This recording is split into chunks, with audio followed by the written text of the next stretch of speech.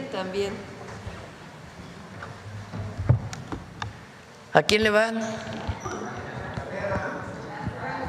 A ver, va la quiniela. Levante la mano quien le va a Francia. Apúntale, Belmont. ¿Quién le va a Inglaterra? ¿Quién le va a… ¿Quién me falta? ¿Pero Argentina va contra quién? Inglaterra y luego Francia contra… España. ¿Quién le va a España? 2. ¿Quién le va a Argentina?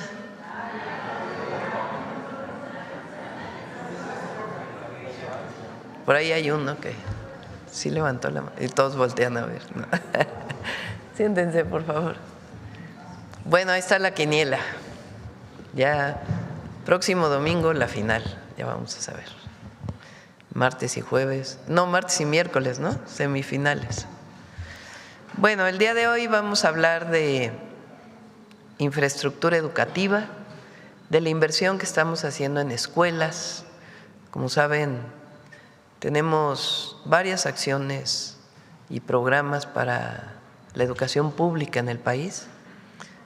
La más importante quizás son las becas en primaria para útiles y uniformes escolares, becas en secundaria, bimestrales para todos los estudiantes de secundaria, la beca Benito Juárez, que ya existía en las preparatorias públicas, Jóvenes Escribiendo el Futuro, que lo tienen prácticamente todos los estudiantes de las universidades para el bienestar Benito Juárez, y ahora la beca Gertrudis Bocanegra, que en coordinación con distintos estados de la República estamos incorporando como una beca de transporte para estudiantes de licenciatura, poco a poco en distintos estados. Este año va a ser Chiapas, que fue… Bueno, ya está en Michoacán, ya es una realidad, en Chiapas, que va a iniciar el registro en agosto o septiembre, ¿verdad?, de becas, y también en Campeche y en Zacatecas. Tiene que ver con que los gobernadores ponen recursos para que la mitad sea el Estado y la mitad del Gobierno de México. También todos los estudiantes de la Nacional Rosario Castellanos van a tener la beca Gertrudis Bocanegra. Entonces, becas. Lo segundo es más preparatorias y más universidades, ampliar la matrícula de la educación media superior y superior, y en particular en la media superior, agrupar todas las preparatorias en el bachillerato nacional, para no tener 32 sistemas que no tienen que ver con unos con otros, sino todos agrupados en el bachillerato nacional. Y la otra muy importante es mejorar las escuelas, mejorar la infraestructura educativa, que es a través de 2 esquemas. Uno es La Escuela es Nuestra, que viene desde el presidente López Obrador, que se dan los recursos a madres y padres de familia para que ellos mejoren las escuelas. En asamblea se decide para qué van a ir los recursos. Y por otro lado, la manera tradicional que tenemos de aumentar la infraestructura o mejorar la infraestructura, que es con presupuesto público, se licita y se construyen nuevas escuelas o se mejoran las escuelas. Entonces, Mario va a presentarnos, junto con Pamela, los recursos que se destinan para mejorar las escuelas, que es parte del trabajo para mejorar la educación. Además, como ya saben, aumento salarial a los maestros, pensión, el fondo de pensiones para el bienestar para los maestros, además de el trabajo que vamos a hacer a partir de este año para la consulta de mejoras en la movilidad de los maestros, el llamado UCICAM, y también la basificación de la planta laboral. Es decir, son muchas acciones, programas para mejorar la educación de las y los niños y jóvenes de nuestro país y que haya acceso a la educación como un derecho. Bueno, ese es el tema del día de hoy, infraestructura educativa. Previo a ello, como siempre, quienes quieren los precios con Iván Escalante, y vamos a cerrar con Humanismo Mexicano. Adelante.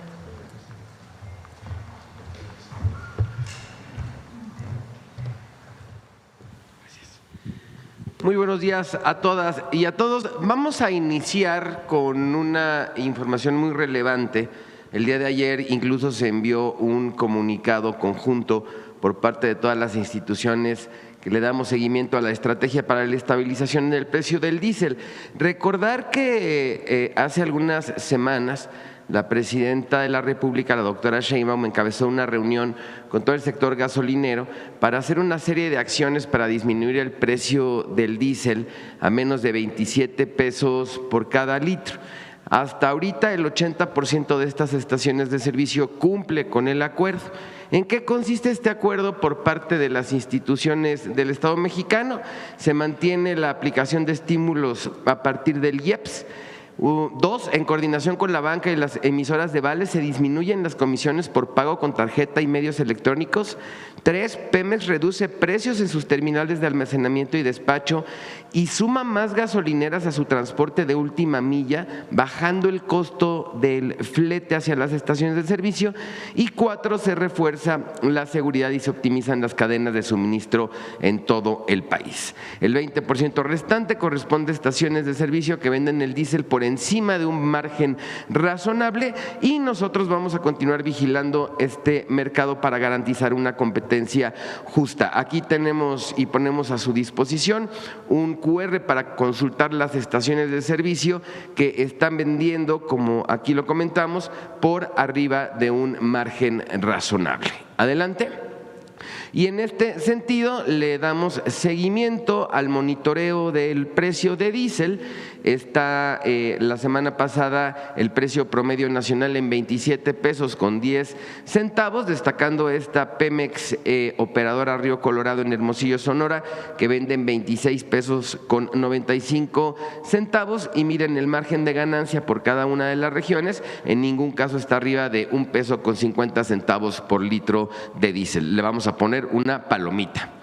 Están las que se siguen volando la barda con los precios. Miren, tenemos esta, por ejemplo, la gas en Cancún, Quintana Roo, que venden 28 pesos con 48 centavos, cuando recordábamos que el acuerdo estaba en 27 pesos. Y miren los márgenes de ganancia, podemos encontrar márgenes de hasta 4 pesos con 15 centavos por cada litro de diésel. Les vamos a poner un tache. Recordarles a todas y a todos que contamos con un mapa virtual en el sitio de internet de Profeco, en donde pueden identificar los precios de las estaciones de servicio, tanto en gasolina regular como en diésel. Adelante.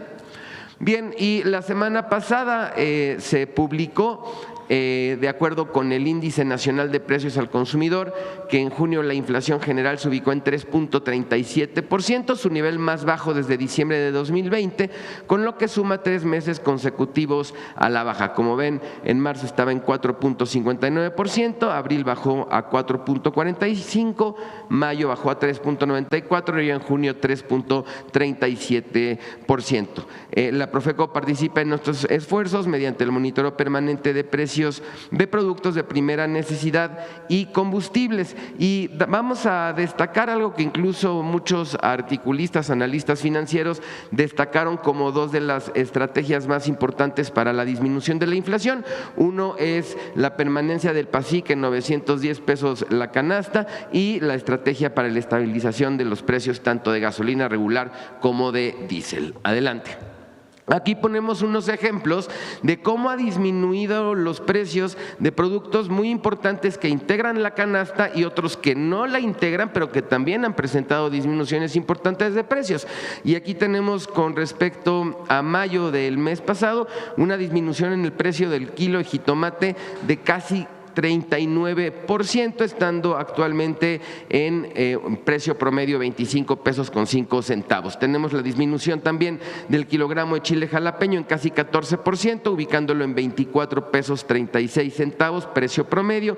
El kilo de limón también una disminución de casi el 9% y el paquete de 18 piezas de huevo también una disminución de más del 7%. Aquí otros productos que no están en el PASIC, pero que también también han disminuido. Miren, el chile poblano ha disminuido casi, 40.43% su precio, el kilo de chile serrano casi 27%, la uva casi 19% y el pepino 10% con 10.13%, estando más o menos precio promedio 22 pesos con 60 centavos. Recordarles que tenemos nuestro mecanismo de quienes quieren los precios para que puedan hacer comparativos de estos y otros productos al momento de hacer sus compras. Adelante.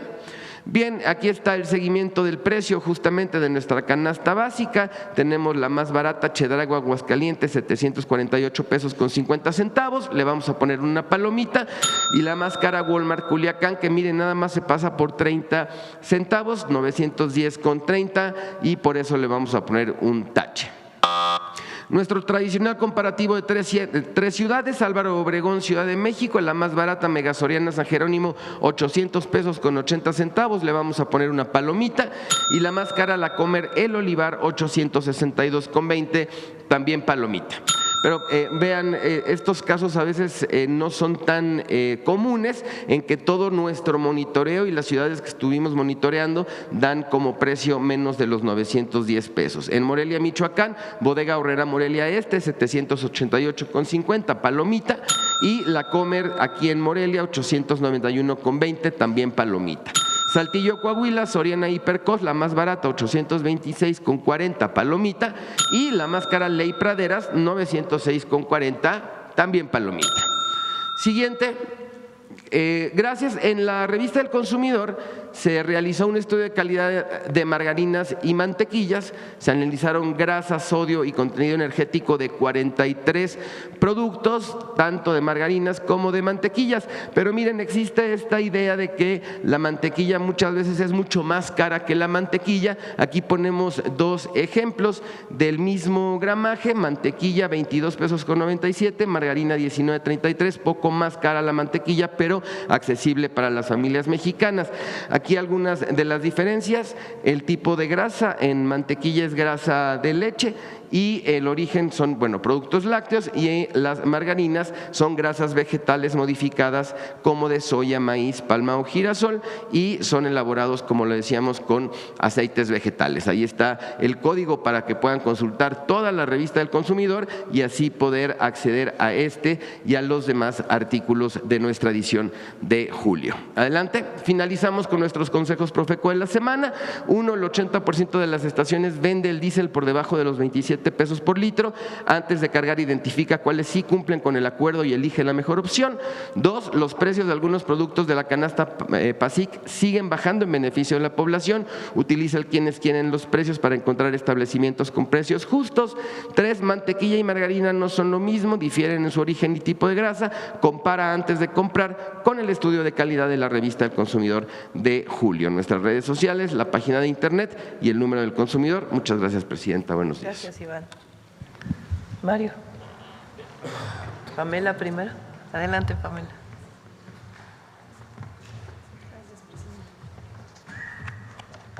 Muy buenos días a todas y todos. Con su permiso, presidenta. Esta mañana informaremos, como ya lo comentó la presidenta, sobre la inversión del programa La Escuela es Nuestra y sus avances. Como bien saben, pues este programa se viene implementando desde el sexenio anterior, iniciando en el gobierno de la Ciudad de México, justo cuando la presidenta era jefa de gobierno, y después el presidente Andrés Manuel López Obrador decide ampliar este programa a toda la nacional, otorgando recursos de manera directa a las escuelas en el nivel básico, que son gestionados a través de comunidades escolares, maestras, maestros, madres y padres de familia. Y a partir del sexenio de la presidenta Claudia Sheinbaum, en cumplimiento a su instrucción, hemos ampliado la cobertura al nivel medio superior. En el presente año hemos convocado a las asambleas escolares y mediante las compañeras y compañeros servidores de la Nación hemos podido otorgar recursos a 71.482 escuelas, considerando una inversión social de 22.694 millones de pesos para atender las necesidades de los planteles educativos. Dicho lo anterior, me gustaría retomar con números generales los resultados y la inversión que se ha realizado a través de este noble programa durante el segundo año del sexenio de la presidenta Claudia Sheinbaum para el mejoramiento de estos espacios educativos. Este monto se distribuye considerando las características de mayor vulnerabilidad, marginación y rezago social en distintos niveles educativos, como lo pueden visualizar en la tabla. Y también, bueno, aún falta atender algunos planteles para llegar al monto de los 26,000 millones de pesos, como mencioné, pero esta es la inversión de lo que ya hemos ejecutado este año de recursos en las escuelas por nivel educativo, los centros de atención múltiple, que atienden educación especial, inicial, el nivel preescolar, primaria y secundaria, que comprenden educación básica, secundaria también, que se hace una inversión especial por el tema del abandono escolar, y media superior también, que focalizamos ahí los recursos a partir del año pasado. En caso de secundarias y media superior, la cobertura entre el año anterior y pues se cubre el 100% de secundarias y planteles de media superior. En la siguiente diapositiva, ¿me ayudan, por favor? Quisiera retomar la proyección del plan sexenal que se diseñó al inicio para una cobertura estratégica de atención universal para planteles de ambos niveles educativos, de manera que bajo este esquema las escuelas públicas que pertenecen a planes de justicia, educación especial, centros educativos de educación inicial, secundarias y medio superior, como comenté, alcanzarían ya la cobertura entre el año pasado y del 100%. Y para 2027 nos resta cerrar con preescolares y primarias únicamente. Y bueno, cerraría únicamente, Presidenta, con algunas imágenes, si me ayudan a compartirlas. Reiterar y agradecer que todos estos logros pues han sido posibles gracias a la participación de las madres, padres, maestras, maestros que integran las comunidades escolares y se involucran en todas las mejoras que puede llevar a cabo en sus escuelas. Les brindan justamente estos apoyos a los planteles, y reconozco el gran trabajo también que realizan las servidoras y servidores de la Nación, encabezados por la secretaria Leti Ramírez, que orientan en todo momento a los comités escolares en todas las etapas operativas del programa. Y bueno, pues son estas imágenes que tenemos y reiteramos el compromiso con la educación de niñas, niños y jóvenes de México. Muchas gracias, Presidenta. Es cuanto.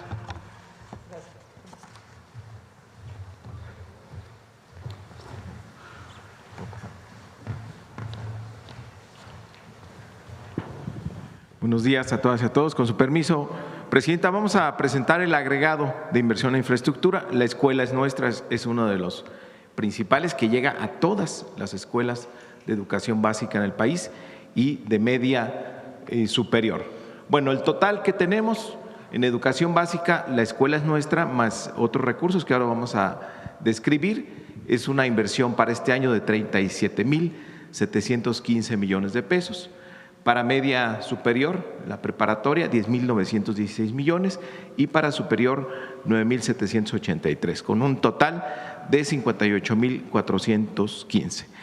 Para hacer realidad el derecho a la educación, hacen falta dos cosas. Primero, que todas y todos tengan recursos para ir a la escuela. Por eso el programa de becas de la Presidenta, de más de 22 millones de becarios, con los que vamos a cerrar este año. Y segundo, pues que haya escuelas y que estén dignas. Esta es la inversión para ese segundo propósito, para que haya escuelas, que nadie se quede sin escuelas y además que estén bonitas, que estén dignas. Adelante. En educación básica, ya decíamos, ya describió aquí Pamela la inversión que llevamos hasta el momento.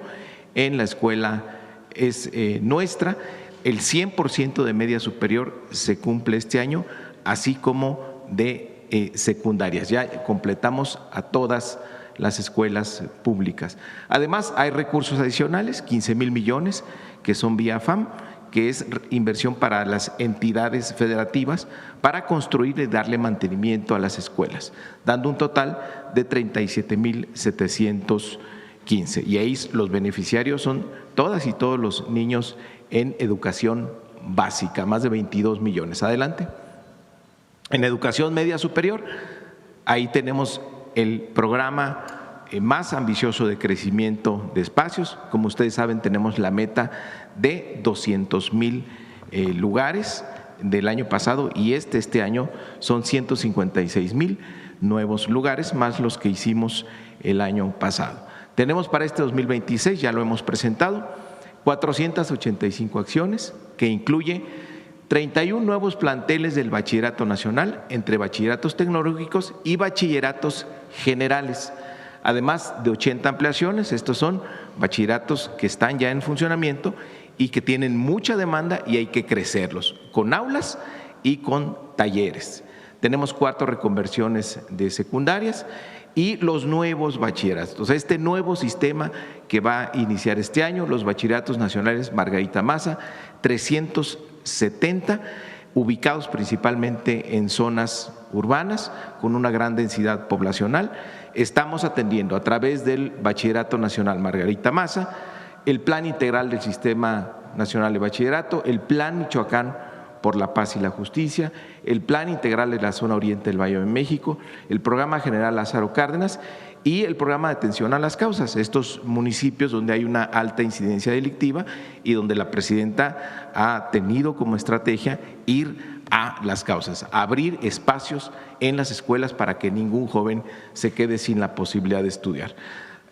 A esto se están dedicando 10.916 millones de pesos. Adelante. También en educación superior se está invirtiendo en nuevas universidades y también en el mantenimiento de la infraestructura que tenemos actualmente para que haya la posibilidad de aceptar más matrícula y logremos la meta de los 330,000 nuevos lugares en educación superior. Este es el total de la inversión en educación superior. Las universidades nacionales Rosario Castellanos, un presupuesto de 2.073 millones, para el Plan Michoacán, para distintas instituciones de educación superior, hay 733 millones, otros proyectos estratégicos dedicados a aumentar las aulas, son 127 millones, también las interculturales, las universidades públicas estatales de educación superior, 2.500 millones, el Tecnológico Nacional de México, una inversión de 710 millones, está creciendo la matrícula del Tecnológico Nacional de México. Este sistema de universidades tecnológicas y politécnicas, 697 millones. Las normales también tienen una inversión histórica de 613 millones de pesos. Las unidades académicas de la Universidad Pedagógica, 256 millones. La presidenta autorizó un nuevo plantel para el Instituto Politécnico Nacional en Tlaxcala, que lo está haciendo la Secretaría de Infraestructura, tiene un presupuesto inicial de 150 millones de pesos, está arrancando ya este proyecto, y las universidades para el bienestar Benito Juárez García tiene un presupuesto de 1.871 millones. La meta que tiene las universidades para el bienestar Benito Juárez son construir 20 nuevos planteles, además siguiendo este modelo académico de ir a lugares donde los jóvenes no hubieran tenido otra posibilidad si no es porque llega este proyecto de las Benito Juárez. En total, 9.783 millones de pesos para cumplir la meta de 330,000 nuevos lugares, más los adicionales que logren las públicas estatales. Adelante. Bueno, las Rosario Castellano, estos son los lugares donde está, tiene 10 nuevos planteles programados para este año. Adelante. Y las Benito Juárez, que ya lo habíamos dicho. Entonces, en total, si nos regresamos a la primera, por favor, 58.415 millones de pesos. Esa es la inversión que tenemos para este año, presidente. Gracias, Mario. Inversión histórica de 59,000 millones de pesos para las escuelas en el país, sin considerar lo que invierten directamente las entidades federativas. Esto es solo lo que invertimos desde el Gobierno de México. Bueno, esta es la información del día de hoy. Quiero comentarles, el día de hoy la Secretaría de Relaciones Exteriores va a presentar las denuncias ante el Departamento de Justicia de los Estados Unidos y las fiscalías estatales en Estados Unidos por el fallecimiento de 17 connacionales, entre ellos el último que fue pues prácticamente ultimado. Se está realizando una investigación por parte de la alcaldía de Houston y también entendemos que el propio gobierno de los Estados Unidos lo está haciendo. Se comunicó el canciller Roberto Velasco con el embajador previo a esta presentación de Estados Unidos en México. Le informó de lo que vamos a hacer en la defensa de las y los mexicanos en Estados Unidos. Se mostró muy perceptivo de pues nuestra preocupación de presuntas violaciones a los derechos humanos de las y los mexicanos en centros de detención y también 3 mexicanos que han fallecido en operativos del ICE. Entonces esto lo vamos a hacer y pienso yo que este es un tema no solamente del gobierno de México. Yo hago un llamado a todos los partidos políticos, a todos, a toda la sociedad, mexicanas y mexicanos, a que seamos solidarios con nuestros connacionales en Estados Unidos. No creo que a nadie le parezca bien esta situación. Entonces hago un llamado al Congreso de la Unión, a la Comisión Permanente, a que todos los partidos políticos, todos, sin excepción, presenten también una solicitud de información y nuestro rechazo a la violación de los derechos humanos de mexicanos en Estados Unidos.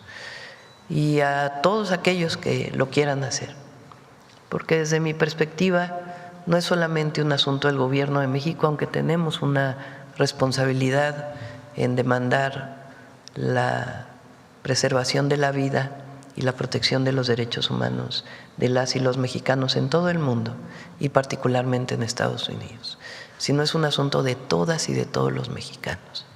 Entonces hago este llamado y espero que sean receptivos a que todas y todos nos manifestemos por la defensa de los mexicanos en el exterior. Bueno, este es otro tema que quería plantearles. Ahora sí, vamos adelante. A ver. Gracias, presidenta. Buenos días, Angélica Guerrero, del financiero Bloomberg Televisión. Preguntarle como primer tema sobre la exportación del azúcar, ¿qué beneficios va a tener y si está garantizado el abasto hacia Estados Unidos con los trabajos que se realizan en México? Muy importante la pregunta que haces. Desde el 2022 bajó la cuota de importación de Estados Unidos del azúcar mexicana, o dicho de otra manera, disminuyeron las exportaciones del azúcar mexicana hacia los Estados Unidos. Hay cerca de 500,000 familias que viven de la industria del azúcar, principalmente los productores,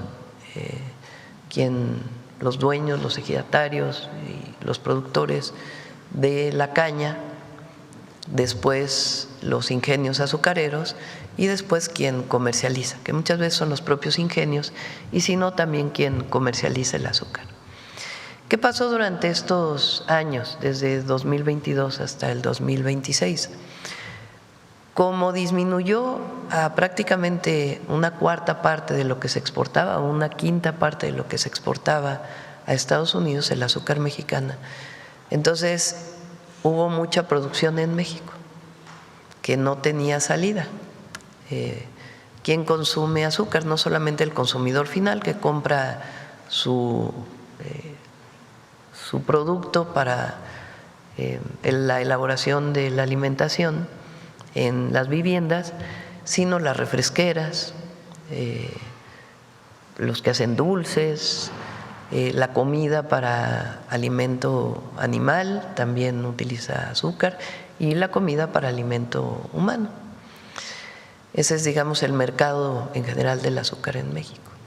Entonces, había muchísima producción en nuestro país, entonces los precios se colapsaron, disminuyó mucho. No necesariamente para el consumidor final, pero sí para el productor, lo que recibía por la producción del azúcar. Desde el año pasado nos reunimos con toda la cadena de producción. Me he reunido yo 3 veces con todos los que forman parte de esta cadena, desde las organizaciones de productores de caña hasta el procesamiento del azúcar. Y lo que nos decían es lo más importante en este momento pues es recuperar el mercado en los Estados Unidos. Ahí la verdad quien hizo un trabajo extraordinario es Julio Verdegué. Estuvo trabajando con el Departamento de Agricultura de los Estados Unidos, con el Departamento de Comercio de los Estados Unidos. Estuvo allá informando a distintos actores de los Estados Unidos de la importancia de que se recuperara la exportación de azúcar mexicana. Y recientemente, hace unos días, publicó el Departamento de Agricultura que en efecto aumenta la cuota de importación de Estados Unidos del azúcar mexicana. Esta es una excelente noticia. Además, estamos trabajando con productores e industrializadores para ver mejoras en la producción, cómo podemos mejorar la producción del azúcar, de la caña, aumentar su rentabilidad. Otras opciones, como por ejemplo la producción de etanol de la caña o del bagazo, y algunas otras opciones que también son importantes. Por ejemplo, los productores de refrescos, de aguas, de bebidas azucaradas, están importando mucha, ¿cómo le llaman al azúcar que viene del maíz? A la fructosa, que sustituye al azúcar que viene de la caña, que tiene además, de acuerdo con distintos estudios, mayores efectos en la salud que el consumo del azúcar. Entonces también estamos trabajando para que se importe menos fructosa y que pueda utilizarse más azúcar en el mercado nacional. Y al mismo tiempo, con Estados Unidos estamos viendo la posibilidad de sustituir un producto que es el MTBE, que se utiliza en las gasolinas, por etanol. Entonces es un trabajo integral que estamos haciendo con Estados Unidos, y la muy buena noticia para todos los que forman parte, imagínense, 500,000 familias más los empleos indirectos que se generan, de que se recupera la cuota de exportación del azúcar mexicano. Se recupera entonces ya prácticamente a largo plazo, y el beneficio directo para el productor. Se recupera para este ciclo y para el próximo. Es decir, tiene todavía que negociarse el siguiente ciclo, pero por lo pronto para este ciclo agrícola se recupera la exportación de azúcar a Estados Unidos, que es muy buena noticia. ¿El beneficio en el precio directo al productor cuál sería? Como no queda todo el azúcar en México, entonces se exporta a un buen precio a los Estados Unidos y se permite mantener el precio del azúcar en nuestro país sin afectar al consumidor que consume azúcar, ni a los refrescos, ni a los productos intermedios que utilizan azúcar, ni al consumidor final, pero beneficia al productor de azúcar, a todos los que producen caña de azúcar en nuestro país. Gracias, Presidenta. En otro tema, quisiera preguntarle sobre esta recomendación que hizo la Comisión Nacional de Derechos Humanos hace unos días en torno al caso Ayotzinapa. ¿Cuál es su opinión? Porque hay muchas críticas, también incluso de los padres de familia y de otras organizaciones de la sociedad civil, al señalar que prácticamente se exonera al ejército y desestimar los trabajos que ya se habían realizado en torno a este caso. Creo que es bueno que en su momento, pronto ya, se presente el avance en las investigaciones que se han venido presentando a las madres y a los padres.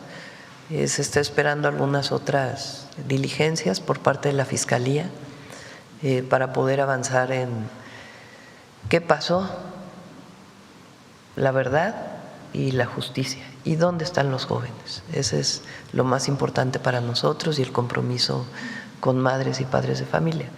Sobre la publicación de la Comisión Nacional de Derechos Humanos, no teníamos, sabíamos que estaba trabajando sobre este proceso. Apenas fue publicado, le pedí a la Secretaría de Gobernación que hiciera una revisión exhaustiva del informe y también poder presentar una opinión de parte nuestra de esta visión, que es una investigación que viene haciendo la Comisión de Derechos Humanos desde hace ya tiempo, no es reciente. ¿Tendrá sobre lo que ya se ha visto alguna opinión o algún mensaje a los padres y a estas organizaciones? Ellos saben que estamos trabajando saben cuáles son las líneas de investigación, el trabajo que se ha hecho, y una vez que se presente nuevamente a los padres podemos presentarlo públicamente algunos de los avances que ya se tienen. Incluso Alejandro Encinas no estaba tan de acuerdo con este reporte y bueno, hay muchísimas que tendría una opinión de que se exonere prácticamente al ejército. Pues hay varios elementos del ejército que están detenidos, que están bajo proceso desde el periodo del presidente Andrés Manuel López Obrador. Quizá la pregunta que no quisiera contestarla ahora es si estos elementos del ejército participaron individualmente por algún nexo que hubieran tenido en ese momento con algún grupo y cuáles son las fuentes de información de su participación a la institución como tal, que serían cuestiones diferentes. Y eso es lo que de alguna manera informa el documento de la Comisión Nacional de Derechos Humanos. Y yo lo que quisiera es no presentarlo así aisladamente, sino que se informe cuáles son los datos, cuál es la investigación que se ha hecho, cuáles son las nuevas líneas de investigación que se iniciaron a partir de la llegada de nosotros al gobierno en colaboración con la Fiscalía General de la República y que en este marco pudiera presentarse. Presidente, en este tema ya nada más para finalizar, también los padres de familia y otras organizaciones han mencionado que están inconformes con estas recomendaciones, que la Comisión Nacional de Derechos Humanos ha perdido autonomía. ¿Tendrá usted alguna opinión al respecto? Nosotros no participamos de ninguna manera en ese informe, eso tiene que quedar muy claro.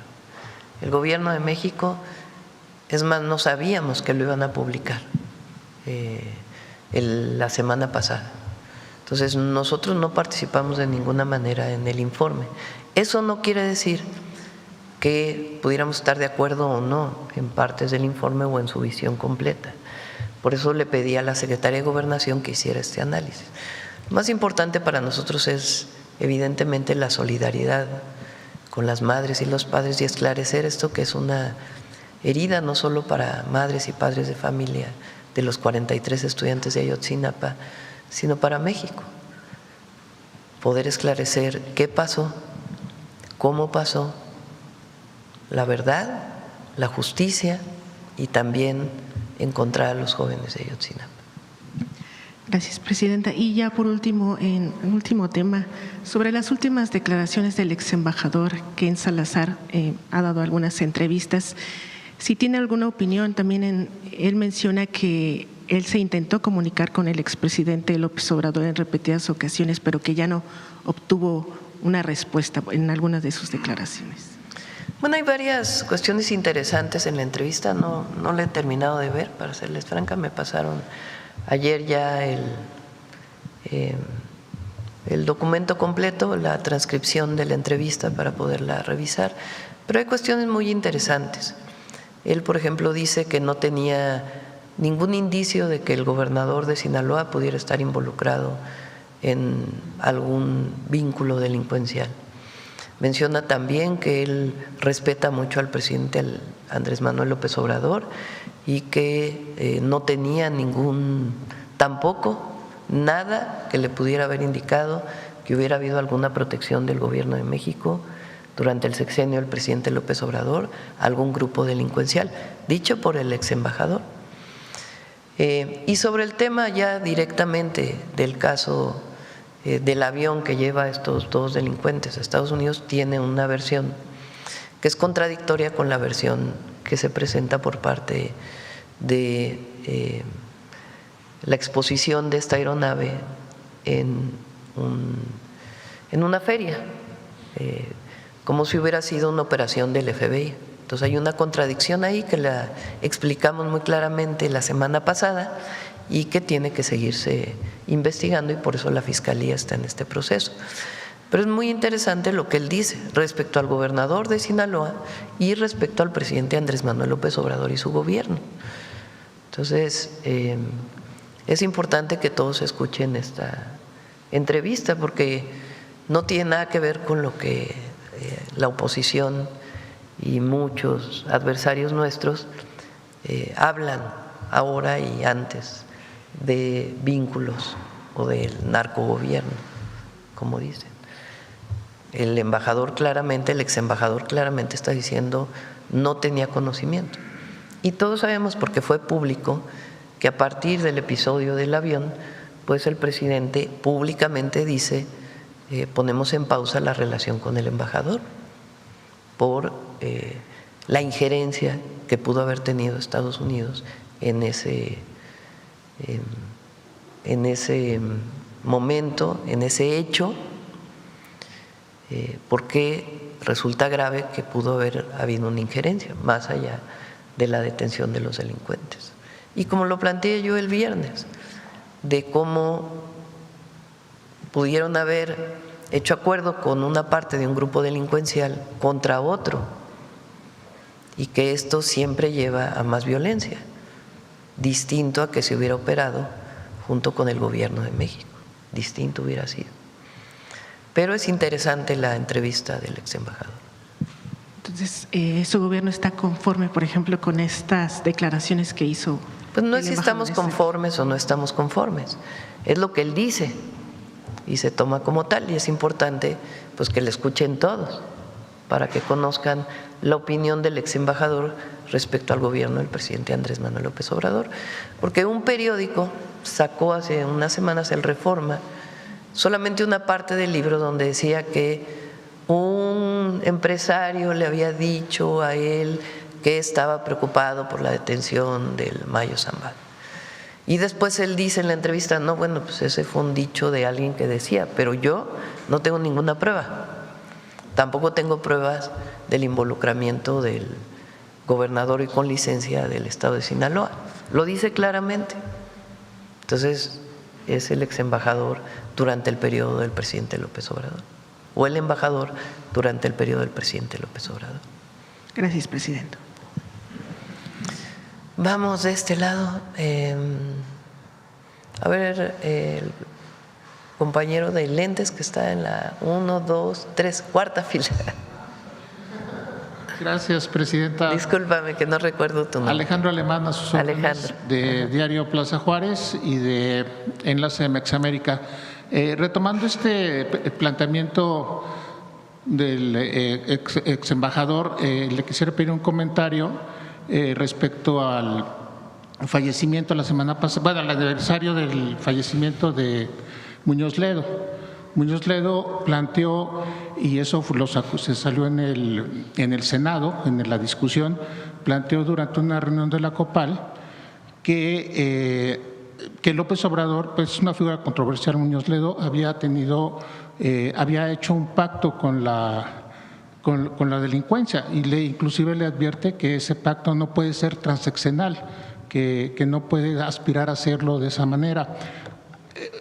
Finalmente, creo que esa sesión del Senado donde se recordó a Muñoz Ledo, recordó un personaje que es muy controversial, que estuvo tanto en la izquierda y tuvo un periodo final muy polémico contra la 4T, desde bueno, no contra la 4T, con el presidente Obrador, desde el tema de Saldívar en el famoso transitorio que lo prolongaba por el gobierno, el que no se le haya permitido continuar como legislador para la parte final de su vida. ¿Qué opinión le merece la actuación de este político, presidenta? Gracias.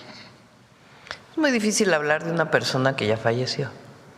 Siempre hay que tener respeto por las personas que fallecieron, porque en todo caso pues no tendría él la manera de defenderse frente a la opinión que yo pudiera expresar. Lo cierto es que fue presidente de la Cámara de Diputados en su momento. Él quiso prolongar su presidencia, no se le permitió, él se molestó y después a partir de ahí pues comenzó a tener diferencias.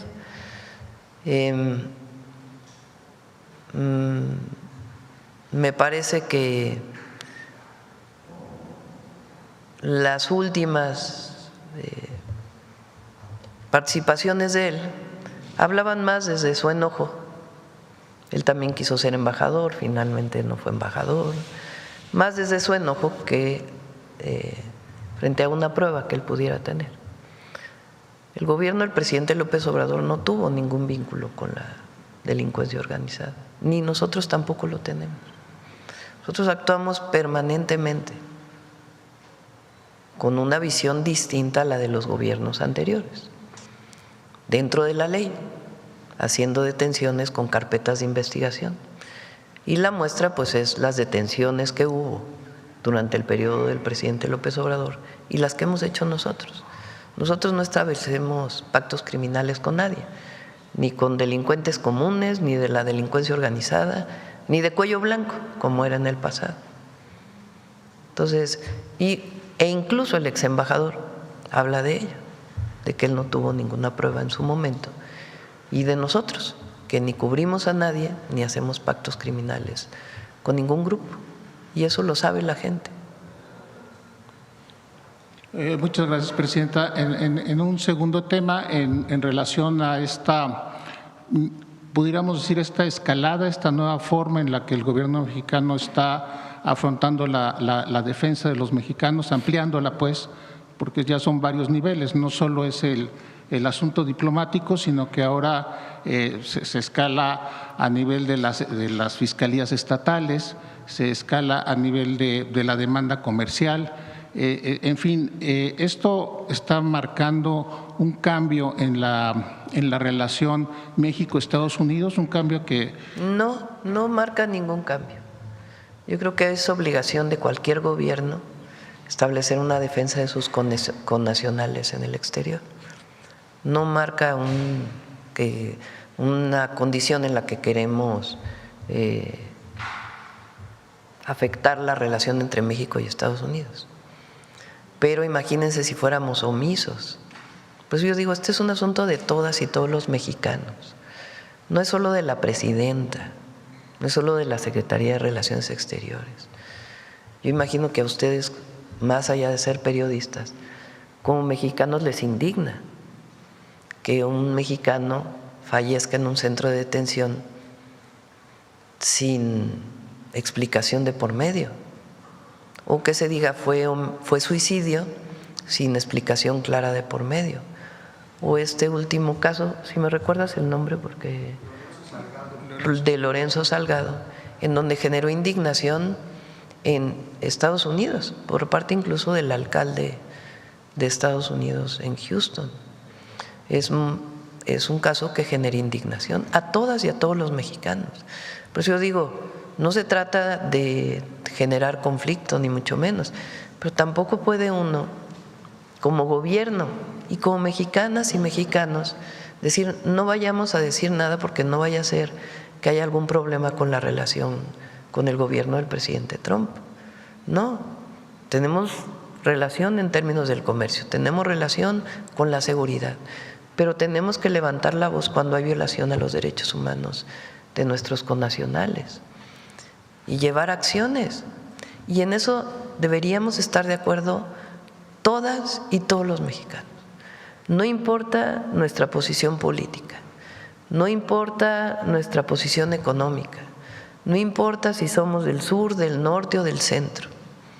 Todas y todos los mexicanos debemos decir no debe ocurrir una violación a los derechos humanos de los mexicanos en el exterior, ni en México ni en el exterior.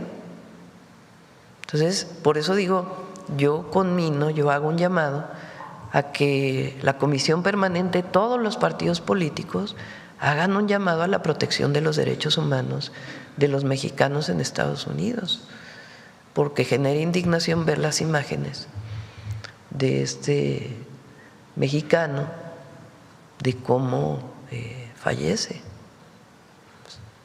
Entonces, no podemos solamente seguir con cartas diplomáticas que no han dado resultados.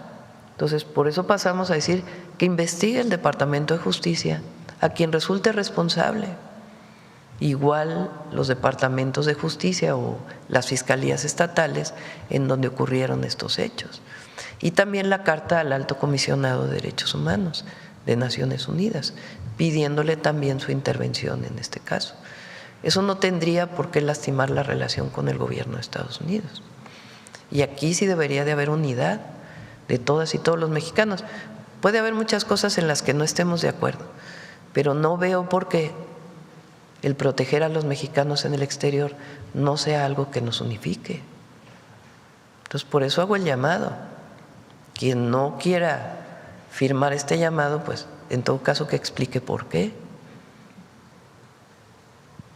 Claro, gracias, presidenta. Bueno, a eso se agregaría el tema de las demandas de las cartas que son a las empresas comerciales que tienen los centros de detención a fin de pegarles por el lado financiero, dado que son grandes consorcios que tienen esa prestación del gobierno de mantener a los Lo que pedimos es una investigación imparcial, una investigación que diga por qué fallecieron mexicanos en los centros de detención, cuál es la causa, y al mismo tiempo 3 mexicanos que ya han fallecido en operativos de ICE, y particularmente este último que ha generado indignación también en los Estados Unidos, de estadounidenses también, no solamente de mexicanos viviendo en Estados Unidos. Gracias, presidente. Y para cerrar, el tema de la Diputación Migrante en la Ciudad de México, tuvimos la oportunidad en el ciclo pasado de ver por primera vez un debate entre candidatos a ser diputados migrantes. Tuvimos como chilango yo me siento muy orgulloso y espero que muchos más lo compartan, de tener un diputado migrante electo por voto. A lo mejor no coincido en su forma de pensar, lo digo abiertamente, sin embargo, eso es una ganancia. Sin embargo, se ha introducido un cambio a fin de diluir este voto directo y sumarle el voto de los 33 distritos para la elección del diputado migrante, bajo el argumento de que en la capital tienen que opinar todos sobre la diputación migrante porque no es una diputación aislada. En el caso de la representación federal, que ese es un tema pendiente, ¿usted tomaría en cuenta este argumento, presidenta? Recuerden que en el Plan A, famoso, que envié de reforma electoral, venía una parte relacionada con los diputados migrantes. En el sentido, ¿ahora cómo se hace? El partido político decide a qué diputado migrante propone en su lista plurinominal, pero le corresponde al partido político decidir a quién propone. No hay una participación por parte de la comunidad mexicana en Estados Unidos y en otras partes del mundo de a quién proponer. Entonces, lo que yo proponía es que, aunque pudiera estar en la lista de los partidos políticos, que los partidos políticos tuvieran obligación de poner a consideración de la comunidad de mexicanos en el exterior a quién se propone y que hubiera una votación en ese sentido. Como saben, el Plan A no pasó, entonces pues ya no se propuso esto, pero puede considerarse para un siguiente momento. Incluso no creo que nadie esté en contra de que sean los propios mexicanos en el exterior quienes decidan quién los representa y no el partido político decidir quién los representa sin la participación de la gente. Sí, pero aquí estamos hablando del Congreso de la Ciudad de México, que hay una propuesta, una vez que ya se logró que los mexicanos en el exterior elijan a su diputado migrante, hay una propuesta para que se sume a la votación del diputado migrante la votación de los 33 distritos y la fuerza predominante sea la que determine quién es el diputado migrante. Tendrán que explicarlo en el Congreso de la Ciudad de México.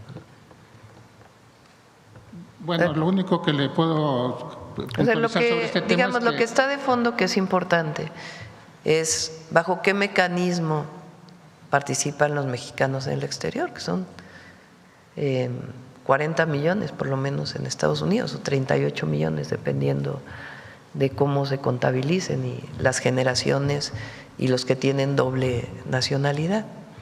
Entonces, quien tiene nacionalidad mexicana tiene derecho a votar, aunque también tenga una nacionalidad estadounidense o esté trabajando con papeles migratorios en Estados Unidos o no tenga papeles migratorios. Todos tienen derecho a votar si son mexicanos y tienen nacionalidad mexicana. Y hay muchos esquemas de cómo participar. Hay quien propone, por ejemplo, que sea un distrito especial, que sean 301 distritos y que sea un distrito especial para que tenga su representación. Hay quien propone que no es suficiente un distrito, que debería de haber varios distritos en el exterior para tener representaciones. Hay quien dice, bueno, que quede dentro de las listas de representación proporcional, pero si ya queda dentro de las listas de representación proporcional, pues tiene que estar asociado a los votos que obtuvieron los partidos políticos. Entonces, por cómo está estructurada las listas proporcionales, pues hay que revisar en ese marco qué es lo que está planteando el Congreso de la Ciudad. No podría yo ahora decir estoy de acuerdo o no estoy de acuerdo, hasta no saber exactamente por qué están haciendo este planteamiento y en qué marco. Ok, pero ¿usted se decantaría por una representación directa o que quedara? Sí, yo lo que creo es que sea por representación proporcional, que fue la propuesta que nosotros hicimos. Por ejemplo, los que propone para no decir Morena, sino los que propone el PRI, que lo representen en el exterior en su lista proporcional, pues que sean los propios mexicanos allá quienes decidan de los que van a votar por el PRI a quién le gustaría poner de representación, igual a los de Morena, igual a los de… o como hace Morena por una consulta, más bien por una encuesta abierta. Entonces, hay diferentes maneras. Lo importante, creo yo, es que sean los mexicanos en el exterior quienes decían, ya sea por partido o en general, quienes los representan y no el partido político. Bueno, si de hecho hicimos una propuesta para que no fueran las listas plurinominales nombradas por las cúpulas de los partidos políticos, sino que participara la gente en esa decisión. Muchas gracias, presidenta. Bueno, vamos de este lado. A ver, compañero. Gracias, buenos días, presidenta. Rodrigo Muñoz, de NX Noticias. Yo quisiera empezar por preguntarle un poco sobre su gira de trabajo de este fin de semana, iniciando por Durango. Nos compartió un video donde explicaba cómo está avanzando esta obra de la presa Tunal 2. Por años se ha dicho que Durango pues, es un estado que carece precisamente de este tipo de infraestructura y también que pues, obviamente padece de sequías. 70 años me parece que por ahí salió el dato sobre el tiempo que había pasado la entidad sin una obra de esta magnitud. Entonces, usted que ya estuvo ahí este fin de semana, si nos pudiera comentar un poco más sobre cómo va el avance y la importancia que ya vislumbra para la entidad. Cuando entramos al gobierno, unos meses después inauguramos una obra que venía desde el periodo del presidente López Obrador para potabilizar el agua de la presa Guadalupe Victoria, que llega esa agua a la ciudad de Durango. ¿Cómo se abastece la ciudad de Durango de agua? Una parte es esta, que ya existe, de la planta potabilizadora de la presa de Ciudad Victoria, y otra parte es por agua de pozos. Sin embargo, estos pozos, porque se van explotando cada vez más con mayor profundidad, ya tienen algunos problemas de contaminación por flúor y algunos por arsénico. Entonces también se plantearon plantas potabilizadoras para esos pozos, pero la solución más definitiva es una que viene desde hace 70 años, que es que se haga otra presa que pueda almacenar el agua de los ríos, de diversos ríos que llegan justamente a esa zona donde estuvimos, y que haya una forma de conducción a través del río hacia la presa Guadalupe Victoria, y hay varios tanques de almacenamiento y otra planta potabilizadora para que todo el agua que recibe Durango pueda ser agua fresca directamente de los ríos y que ya no se utilicen los pozos. Entonces ese es el objetivo, suministrar a pues, más de 350,000 personas que viven en la ciudad de Durango.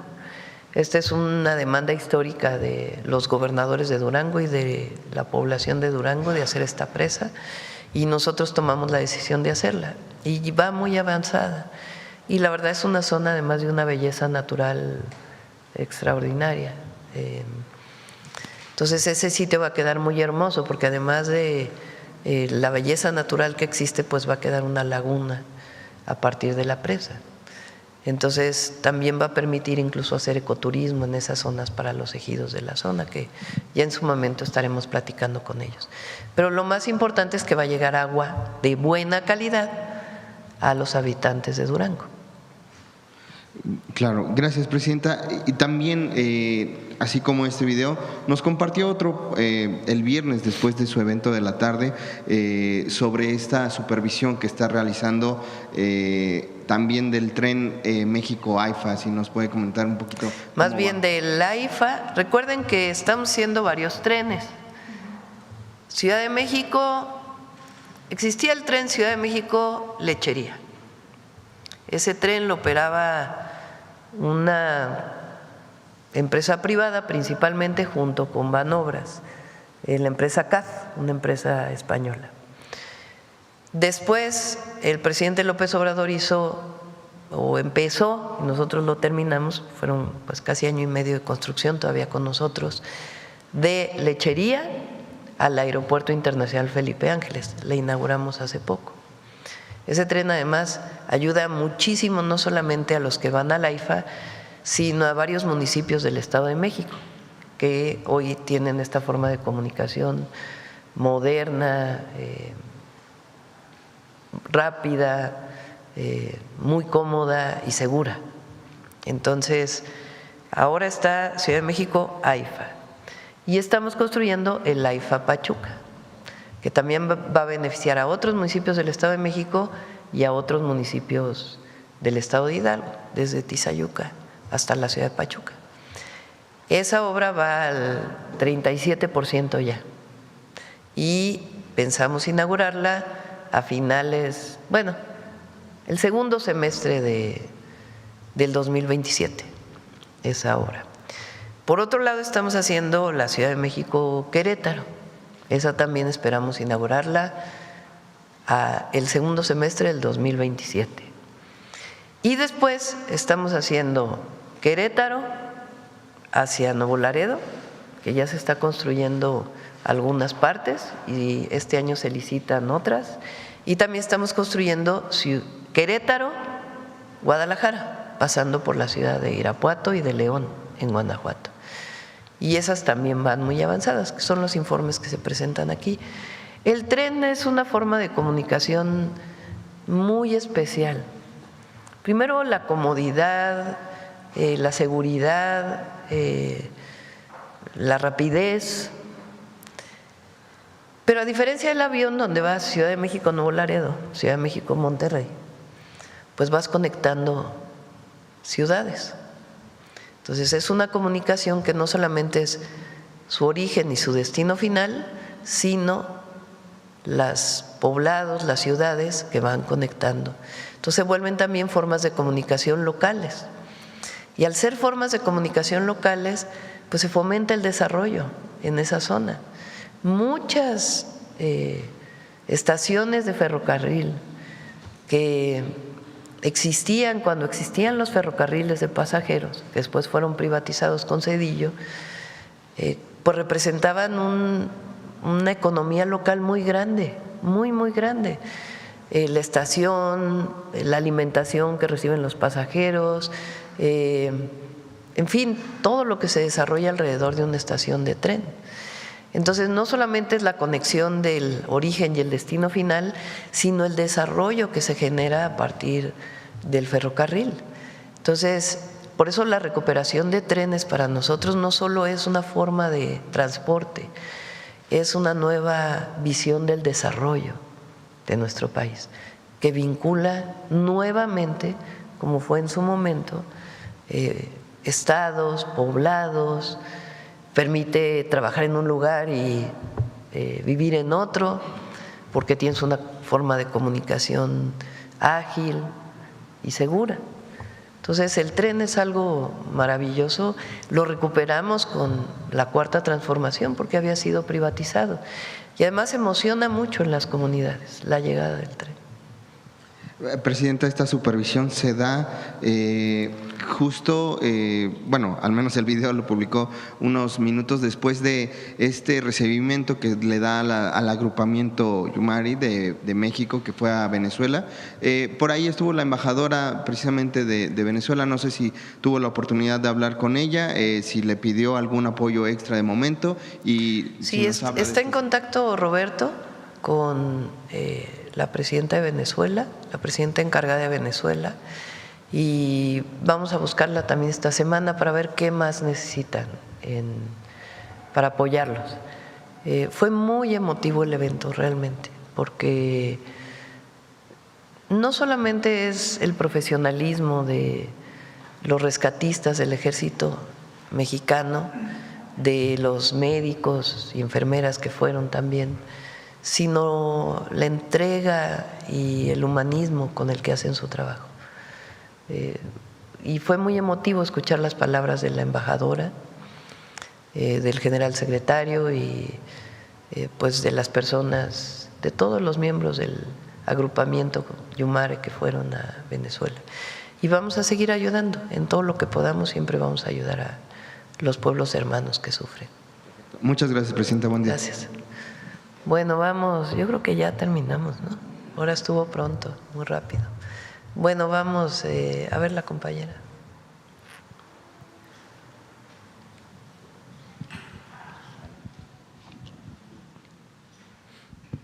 Muchas gracias, presidenta. Buenos días. Shaila Rosagel, corresponsal del Grupo Gili, El Imparcial de Sonora, La Crónica de Mexicali y Frontera de Tijuana. Presidenta, el jueves se cumplió un año ya del último cierre de la frontera de Estados Unidos a la importación de ganado mexicano. Hay especialistas que entrevistamos que consideran que se puede erradicar esta plaga del gusano barrenador en unos 10 a 20 años, pero dicen que será muy difícil por las condiciones de movilidad y también por el cambio climático que favorecen que la mosca viva, por ejemplo, las condiciones de humedad y todo esto. También se advierte, hay especialistas que también advierten que no se erradicaría y que lo que hay que hacer es aprender a convivir con esta plaga como ocurre en Cuba, Argentina y Uruguay, países que nunca la han erradicado. Preguntarle, presidenta, ¿qué le han dicho a usted los expertos de su gobierno sobre el panorama de esta plaga a un futuro? Pues mejor traemos a Senacica, ¿no? Porque que hablen los expertos. México y Estados Unidos ya vivieron esta situación en el pasado y se erradicó la plaga. ¿Cómo fue? Pues con la producción de esta mosca. Así fue. Esta es una tecnología que tiene 40 años, no es nueva. Y ahora hay un nuevo ejemplar que se produce en los Estados Unidos que está analizando COFEPRIS el poderlo también producir en esta planta de Chiapas, que parece que es factible y que es más eficiente porque esencialmente son machos los que se liberan y entonces pues tiene el doble de productividad. Entonces ya se radicó una vez en México. Hay quien dice que fue porque que se abrió la frontera y que por eso llegó, en fin. Más bien vino del sur, de Centroamérica principalmente, hay una planta en Panamá, tienen también una tecnología avanzada y también estamos colaborando con el gobierno de Panamá en este caso. De hecho, estuvieron en el evento de inauguración de la planta. Fueron distintas condiciones que hicieron que regresara la plaga del gusano barrenador, pero ya se erradicó una vez y por eso es el conocimiento de los expertos que dicen podemos erradicarla por segunda ocasión y por eso la producción o la construcción de esta planta para producir más moscas y ya pues en unas semanas más o menos, porque lleva su tiempo, ya podrán liberarse y a partir de esta liberación pues se va a ir midiendo cómo va disminuyendo la plaga y particularmente en el norte del país, aunque hay estados que en realidad no ha llegado la plaga y que se podría abrir la frontera, pero Estados Unidos ha dicho que prefiere que sea bajo la liberación de la mosca que se pudiera llegar a abrir la frontera. Entonces estamos trabajando conjuntamente, la verdad ha sido muy buena el trabajo con la Secretaría de Agricultura de los Estados Unidos y se ha establecido una buena relación. Entonces, pues vamos a ver cómo avanza el impacto de la liberación de las moscas para la disminución de la plaga y a partir de ahí pues la apertura de la frontera. Sí, presidente. De todas maneras hay otras cosas que se hacen, o sea, no es lo único que se hace. Hay mucha información a los ganaderos en todo el país de cómo mantener con sanidad a los animales, porque ustedes saben que esta larva entra en heridas. Entonces, una de las acciones más importantes pues es limpiar las heridas de cualquier animal o incluso en humanos. Entonces, si es higiénica la manera en que se trata una herida, no tiene por qué haber contaminación de la plaga. Entonces, todo esto se está informando a las distintas asociaciones ganaderas, se trabaja con ellos, los gobernadores están trabajando y otros esquemas de trampas de esta mosca muy artesanales que también se está trabajando en ellas y que también ha permitido que no se propague tan rápidamente. Precisamente, Presidenta, en esto que comenta, los estados mayores exportadores de ganado son precisamente Sonora y Chihuahua, a donde no ha llegado todavía ningún caso de gusano barrenador.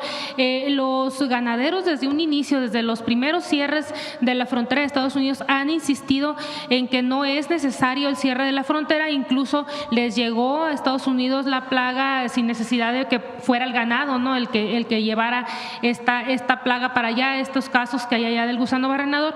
Preguntarle si usted ha ahondado un poco más con la secretaria Rawlings sobre esta posibilidad de apertura de la frontera, dado estos dos estados donde no hay ningún caso, Sonora y Chihuahua.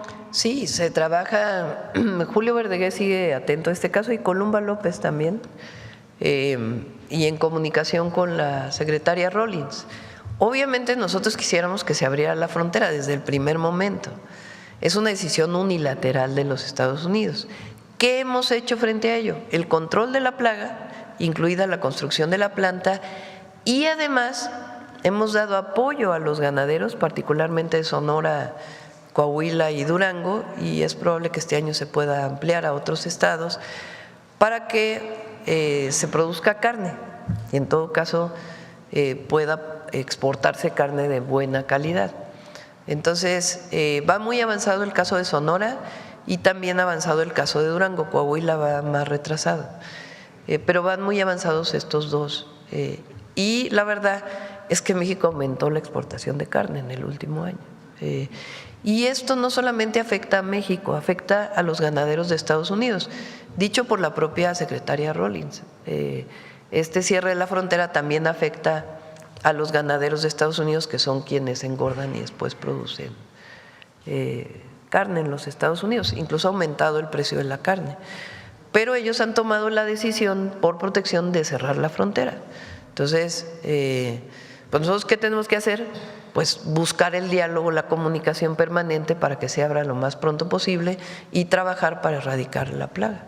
Gracias, Presidenta. En una última pregunta sobre el tema automotriz, luego de que Toyota decidió trasladar su línea de producción de la planta de Tijuana a Estados Unidos, pues usted comentó que el presidente Donald Trump ha dicho que es efecto de los aranceles que impuso al sector. Preguntarle si tiene conocimiento, Presidenta, de que haya planes o esta misma inquietud en otras armadoras instaladas en México, si están revisando, analizando trasladar líneas de producción a Estados Unidos por estos aranceles, Presidenta. Estamos en contacto con la industria automotriz y trabajando permanentemente, y parte de lo que trabajamos con el gobierno de Estados Unidos pues es la reducción de este arancel que fue impuesto también de manera unilateral. Y estamos trabajando con la industria automotriz, ha aumentado la venta de vehículos nacionales y yo me he reunido 2 veces con ellos, viene ahora una tercera reunión también con toda la industria automotriz y buscando diferentes mecanismos para pues evitar que pueda cerrarse otra planta. Lo que más que cerrar completamente su producción, lo que hacen es trasladar la producción a alguna de sus plantas y nosotros con la Secretaría del Trabajo, los gobernadores de los estados y la propia Secretaría de Economía dando alternativas a los trabajadores.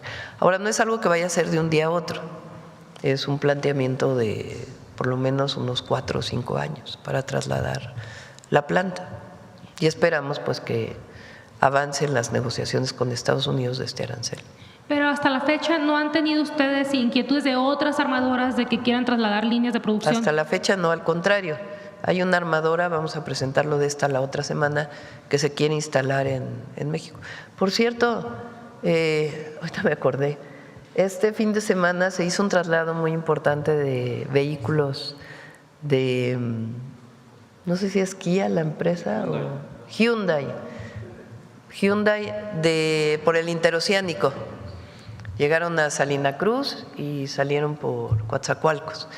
Y esta semana se está viendo para ver si ya se firma formalmente ya el contrato del interoceánico para que sea permanente la utilización del tren para este traslado de vehículos. Gracias, presidente. Gracias. Bueno, yo creo que ya no, cerramos, ahora nos vamos a ir temprano. Vamos con Humanismo Mexicano. Ah, sí, ¿quieres comentar? Sí, adelante. Sí. Gracias, presidenta. Nada más es un balance. Cerramos el ciclo escolar este miércoles. Felicitar a todos los niños, las niñas, jóvenes, adolescentes que ya pasaron al siguiente año, motivarlos a que sigan estudiando. Todas y todos tienen una beca ya, primaria, secundaria, preparatoria, y la Gertrudis Bocanegra cada vez llega a más estudiantes. Por cierto, que ayer la presidenta de México anunció esta beca para los estudiantes de educación superior en Zacatecas. Más de 40,000 beneficiarios tendrá este programa en Zacatecas. Cerramos el ciclo consolidando la nueva escuela mexicana, el programa Vive Feliz, Vive Saludable, Vive Feliz. Logramos censar con el apoyo del IMSS a 10.8 millones de niños y de niñas que tenemos ya su expediente digital de salud escolar. Muchos de ellos ya fueron a tener una cita con el nutriólogo, con la nutrióloga en los centros de salud, a que les revisen los dientes, quitarle las caries, y cada vez más están yendo ya por sus lentes que son completamente gratuitos. También eliminamos la comida chatarra en este ciclo escolar. Logramos la participación de 1.2 millones de niños en el mundialito escolar. La escuela es nuestra, ya se vio aquí, llegó a casi 73,000 escuelas. Estamos cerrando con 22 millones de becarios. A las maestras, a los maestros también les fue muy bien, un aumento del 9% que decretó la presidenta. Hemos llegado ya a 200,000 basificaciones, se detuvo la edad mínima de jubilación y estamos trabajando muy de cerca con el magisterio. Entonces es un buen cierre de ciclo.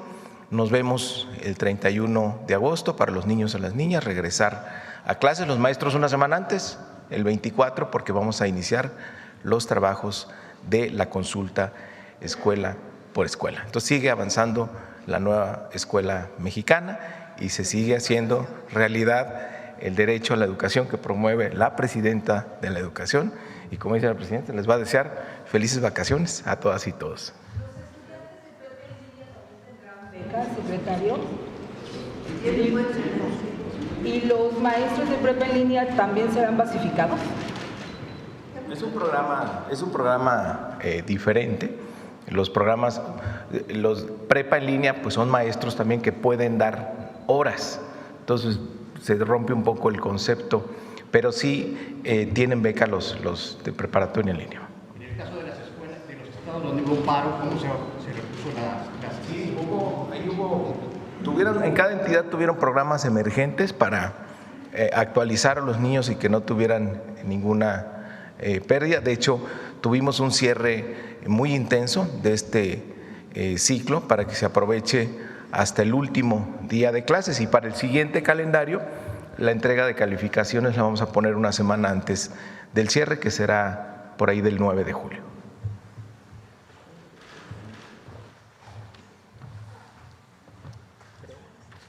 Gracias. Muy buenos días, presidenta. Muy buenos días, compañeros.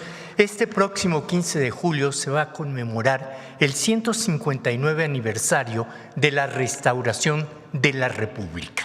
Es decir, el momento en que el presidente Juárez regresa a la Ciudad de México después de haber derrotado a los franceses, y para concretar qué es lo que sentía Juárez, me encontré un párrafo de una de sus cartas a uno de maestro de historia, a quien le dijo lo siguiente: grandes fueron y muy grandes sin duda los males de todo género que nos trajo la intervención, pero fueron mayores, por fortuna, los prodigios asombrosos de valor y los rasgos sublimes de abnegación que tuvieron nuestros pueblos para combatirla.